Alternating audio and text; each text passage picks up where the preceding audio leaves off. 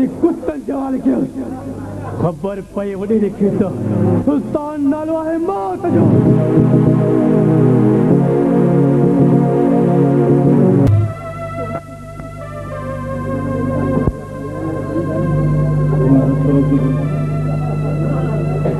शहजाद तू किना तो वनी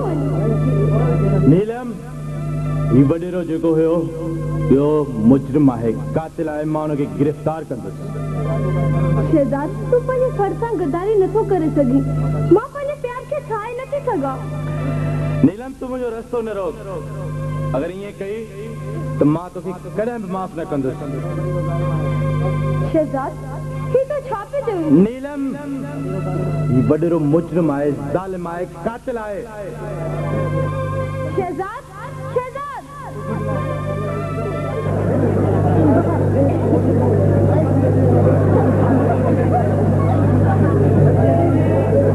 अरे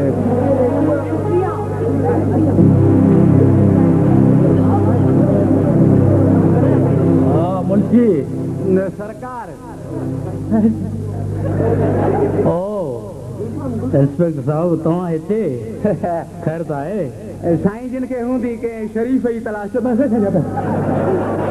मुझो मतलब आहे के बदमाश जी तलाश अरे बक न गुलू साईं मां बस कई हाँ इंस्पेक्टर साहब मुझे हिन मुंशी जी ॻाल्हि ते माइंड न कंदा ही वीचारो हमेशह बकंदो आहे मूंखे सभु ख़बर आहे वॾेरा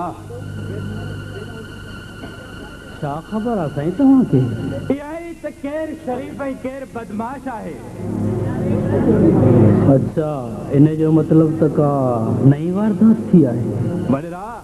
तुंहिंजे ई हार ये शेरुअ जो क़त्ल थियो आहे वाकई खेरू तमाम सुठो माण्हू हुयो वॾेरा मूंखे ख़बर पई आहे त मरहूम खेरू क़त्ल खां अॻु कुझु टाइम तो वटि आयो हो न साईं हा हा बराबरि आयो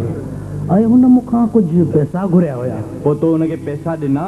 बिल्कुलु साईं मूं हुनखे फौरन ई 500 रुपया कढी ॾिना हूअं बि असांखे ग़रीबनि जो ॾाढो अहसासु हूंदो आहे ॾाढो असली सच्चाई तमामु घणो पुरानो वॾेरा इहो सरासर ग़लति ऐं कूड़ आहे छा मतिलबु आहे साईं तव्हांजो मतिलब जूं ॻाल्हियूं पोइ थींदियूं वॾेरा पहिरीं तूं मूंखे इहो ॿुधा त तूं हिन क़त्ल जे सिलसिले में मुंहिंजी कहिड़ी मदद करे सघींदो मां तव्हांजी ख़िदमत करण लाइ हर रोज़ तयारु आहियां साईं असां वारो वॾो इंसान जी सूरत नज़री शैतान अथव अरे न साईं न क़ुरान न ॾिसी इहो पंहिंजो फ़रिश्तो अथव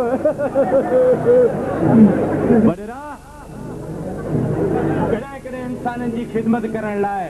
पंहिंजी ज़िंदगी बि दाव ते लॻाइणी पवंदी आहे साईं मुंहिंजा मां हिन ख़ल्क़ जी सालनि खां वठी ख़िदमत कंदो थो अचां तव्हां कंहिंखां बि पुछी ॾिसो वॾेरा अगरि इहो सच ऐं वफ़ादारी आहे त यादि रख कातिल भली ज़मीन में हुजे पर कानून उनखे ॻोल्हे लाथो वॾेरा ये धरती क़यामत खां अॻु ई दोज़ख बणिजी चुकी आहे हिन धरतीअ जा राखा ज़मींदार पंहिंजो पाण खे आका सॾाइण में मशगूल आहिनि